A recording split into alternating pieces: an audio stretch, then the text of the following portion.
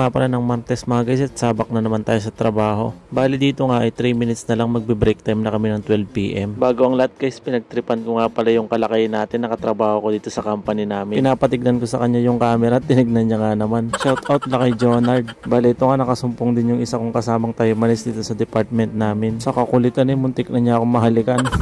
Bali dito nga pala mga guys, nakakuha na nga pala ako ng kanin. At dahil nga meron akong baon na ulam, doon na lang ako sa may bed ko kakain. Tamang lakad lang ako dito mga guys. At maya-mayain dito na nga din pala ako sa may bed ko. Bali ito nga lang pala yung ulam ko mga guys. Chicken breast na may kasamang itlog. Nakakangalay nga nguyain mga guys. Sobrang tigas. Nangalay din yung pangako. Pagkatapos ko nga palang kumain mga guys, nagpahinga lang din pala ako dito at nag-idlip. Dali 1 PM nga pala yung resume ng trabaho namin. Sobrang nakakaantok nga kapag ganitong panahon mga guys. Kapag winter talaga. Halos antok nga ako sa trabaho kanina. Maya-maya nga lang din pala mga guys. Pababa na nga pala ako ng dormitory namin.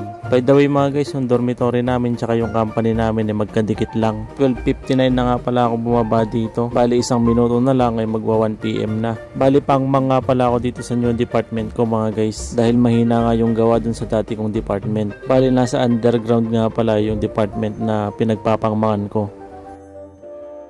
Sa mga lagay na to mga guys, ay start na naman tayo sa trabaho at hanggang 5 PM yung duty natin. Sobrang bilis nga lang pala ng oras at di mo na namamalayan na uwian na namin. Fast forward nga pala mga guys, naka-out na nga pala ako sa trabaho. At andito na nga din pala ako sa may room namin dito sa dorm namin. Bali nga pala yung mga empleyado dito sa company namin. Marami din nga pala yung walang OT ngayon at maraming nag-out. Nang makapag-bihis na nga pala ako mga guys, kinuha ko na nga pala yung mga labahin ko dito. Isalang ko na nga din pala sa washing machine yung mga iba. Dahil dito nga kinukusot ko lang tong jacket ko dahil merong dumi na hindi maalis. So yun guys, tapos na yung nilaban natin. So isasalang ko muna siya dito sa may dryer, so dun sa kabila para matuyo na siya kaagad kasi di matutuyo kapag nagsampay eh. So lagay mo na dito yung cellphone, sobrang lamig kasi tsaka nakakatamad magsampay. So dito pag sinalang mo dun halos tuyong tuyo na siya, itutupi mo na lang.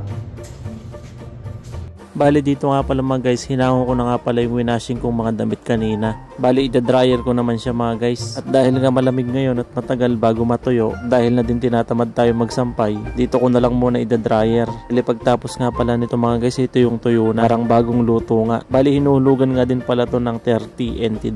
Tapos nito mga guys, itutupiin mo na lang. Bali dito nga tamang salang lang ako. Medyo accommodated din naman dito sa may dormitory namin. Bali kung tamad ka nga na magkusot ng iyong mga labahin, din pwede kang mag-washing. Basta meron kang barya na ihulog. Ihintayin mo na nga lang pala siya mga guys. Lagay mo ng damit, lalagyan mo lang ng sabon. Tapos maghihintay ka lang ng 30 minutes, tapos na.